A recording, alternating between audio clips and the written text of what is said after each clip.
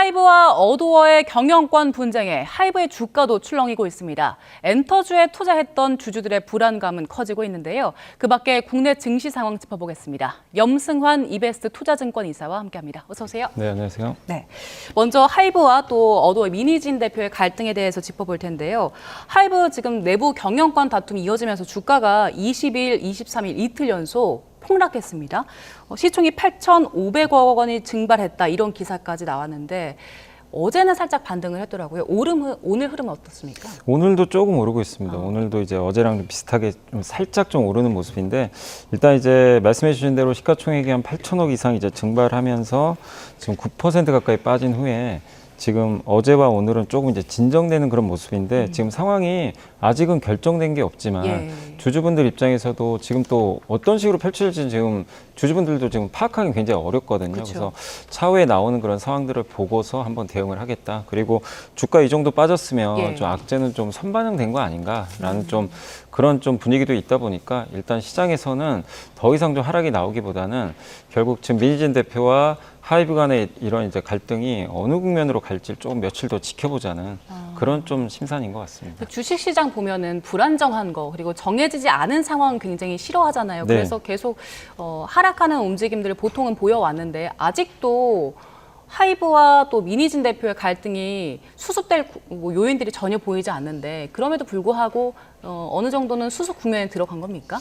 일단 이게 이 어도 회사가 지금 이제 뉴진스 네. 소속사잖아요. 이제 그 위에 하이브가 있고 네. 그 지분을 이제 한 18% 정도를 민희진 대표가 갖고 있는데 결국 시장에서는 이 어도의 최악에까지 만약에 가정을 했을 때 가치가 어느 정도 빠질까 이런 걸 좀 고민하거든요. 네. 최악은 뭐냐면 뉴진스가 결국엔 이제 하이브랑 결별을 하는 거죠. 아예 이제 활동을 못 하게 되고 뭐 그럴 가능성도 아예 배제를 못 하다 보니까 근데 그렇게 됐을 때 지금 작년에 어도가 번 돈이 매출액이 1,103억이었고요. 네. 영업이익이 335억 정도 되거든요. 그러니까 전체 하이브 그 이익 비중의 한 11% 돼요. 그러니까 적은 비중은 아니죠. 그리고 올해는 이제 증권사에서 추정하기로는 한 15% 정도 비중까지 올라올 걸로 예상을 하니까 만약에 그냥 이게 없어진다고 그냥 이제 가정을 해보는 거죠. 그럼 지금 주가가 한 9% 빠졌잖아요. 네. 그러면은 한 60% 정도는 반영을 한 거죠. 근데 나머지 40%를 반영을 안 하는 건 그렇다고 지금 최악으로 가는 건 아직은 알 수가 없잖아요. 그래서 지금은 그리고 또 시장에서는 어쨌든 지금 하이브가 최대 주주이기 때문에 뉴진스의 그 IP라 그러죠. 지적재산권은 하이브 소속 아니냐 이렇게 또 보고 있는 시각들도 있어서 중립적으로 좀 보는 부분들도 있는 것 같습니다. 그래서 지금은 최악을 다 감안하기보다는 한 요 정도 60% 정도까지 반영한 후에 좀 상황을 지켜보겠다라는 의견인 것 같습니다. 네. 투자자들 중에서는 지금이 이제 하이브 주식을 저가로 살 수 있는 기회다 이렇게 보고 들어가는 분들도 상당히 많은 것 같아요. 네, 맞습니다. 지금 이제 워낙 좀 빠지다 보니까 이게 또 과거에 아마 기억하시겠지만 BTS가 갑자기 활동 중단해가지고 근데 돌이켜보면 그때 투자하신 분들은 또 괜찮은 수익을 좀 냈었거든요. 근데 그 조건은 뭐였죠?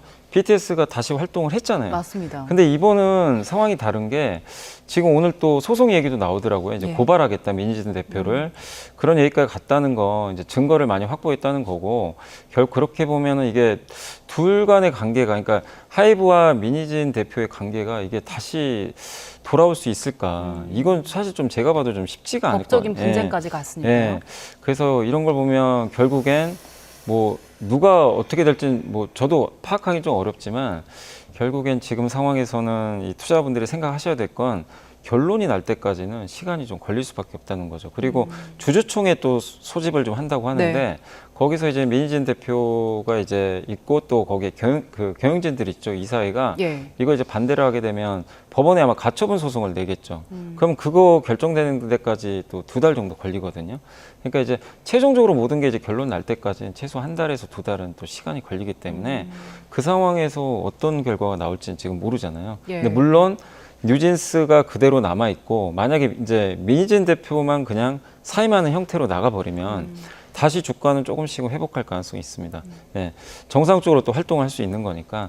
근데 혹시 모를 또 일들이 발생할 수 있다 보니까. 그러니까 제일 걱정은 뉴진스죠. 뉴진스가 지금 정작 다음 달에 컴백을 하거든요. 맞습니다. 얼마 안 남은 상황이다 보니까 그래서 지금 시장에서 이걸 저가 매수로 활용하시기보다는 조금 더 좀 냉정하게 좀 상황을 더 조금 나중에 비싸게 사시더라도 예. 지금 좀 지켜보는 게 좀 맞지 않나 싶습니다. 네. 반복해서 강조해 주셨는데 아직도 상황을 알 수가 없는 상황이다라고 해주셨어요.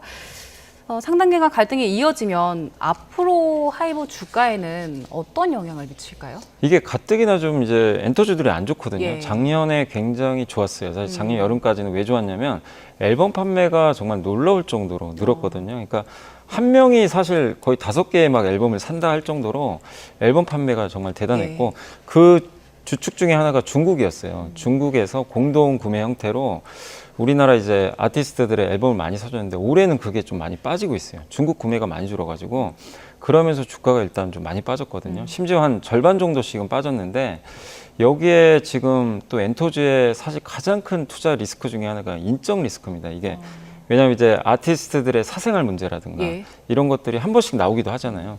근데 거기에 또 작년에 기억하시겠지만 SM 이수만 총괄과 네. 이제 SM 경영진의 갈등, 이번에 또 하이브와 민희진 대표 간의 또 갈등, 이런 것들이 한 번씩 나오다 보니까 결국 이렇게 해결이 뭐 되긴 됐어요. 그 전에 이제 사례를 보면 결국엔 해결이 되는데 결국엔 지금 실적도 좀 약간 불안한 가운데서 이런 일들이 터져버리니까. 네. 근데 작년만 해도 어쨌든 그런 일이 발생을 해도 숫자 자체가 워낙 좋았거든요. 네. 그래서 그런 갈등이 해소되자마자 주가가 오히려 더 올라갔었는데 지금은 일단 기본적으로 엔터가 작년과는 좀 다르다는 거죠.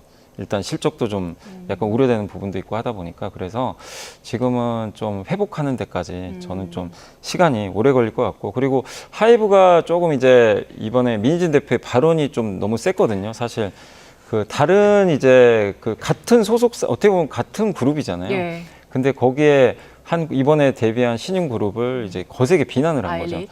근데 그거는 결국엔 하이브한테는 당연히 마이너스가 될 수밖에 없어요. 생채기가 난 거니까 어떻게 보면. 그래서 하이브 주가에는 굉장히 좀 부담스러운 일들이 좀 발생을 한 건데 그런 것들도 좀 해소하려면 또 시간이 좀 필요하거든요. 네. 그래서 이 모든 것들이 지금 바로 해결하기는 좀 상당히 어렵기 때문에 저는 좀 인내심이 좀 필요한 구간이다. 근데 안타까운 건 이런 일 때문에 피해보는 건 사실 주주분들이거든요. 그렇죠. 개인 투자자들. 네.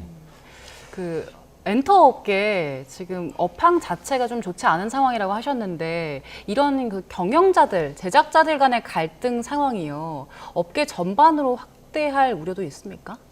글쎄요, 이미 뭐 작년에 한 번 있었잖아요. 예. SM도 있었고. 근데 이제 JYP랑 이제 YG엔터가 남는데 거기는 뭐 그렇게 뚜렷한 뭐 이슈는 제가 봤을 때는 그렇게 없는 것 같고, 특히 이제 JYP 같은 경우는 워낙 그 항상 이제 엔터주 중에서는 그런 좀 사건 사고가 없는 걸로 좀 예. 유명하거든요. 좀 관리를 좀 잘해서 그런지 몰라도. 그래서 일단 이거는 좀 하이브가 좀 다른 데랑 좀 독특한 게 보통은 이제 총괄 프로듀서가 이제 정권을 쥐고 밑에 이제 그 아티스트를 아티스트. 키워서 데뷔시키잖아요. 시간들이 걸려요. 하나 하고 이렇게 순차적으로 하는데, 근데 하이브의 이게 좀 장점이자 단점일 수 있는데 독립 레이블이라 그래가지고 예. 이번에 오도오도 하이브 소속이지만 엄연한 독립 법인이거든요. 자회사가 여러 개 있는 거죠. 그 BTS가 소속된 건 빅히트가 있고, 예. 그 다음에 요즘에 제일 잘 나가는 그 세븐틴은 예.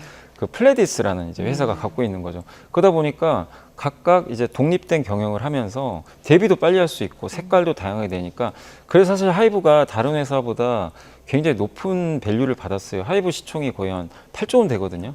근데 YG는 8천억이에요. 그러니까 차이가 많이 나네요. 굉장히 많이 나는 게 그 이유 중에 하나가 독립 레이블이 이제 성공을 하다 보니까 이번에 뉴진스가 어쨌든 엄청난 히트를 쳤잖아요. 네. 그래서 그거에 대한 평가가 워낙 좋았는데, 근데 이번에 이런 사건이 터지니까 증권가에서도 독립 레이블이 이게 마냥 좋은 거냐, 이런 일이 또 터져서 만약에 레이블 간에 갈등이 생겨버리면 하이브의 이 근간이 또 흔들릴 수도 있다 보니까, 그래서 그런 부분에 대한 좀 시각도 조금 이제 바뀐 부분이 있는 것 같습니다. 네.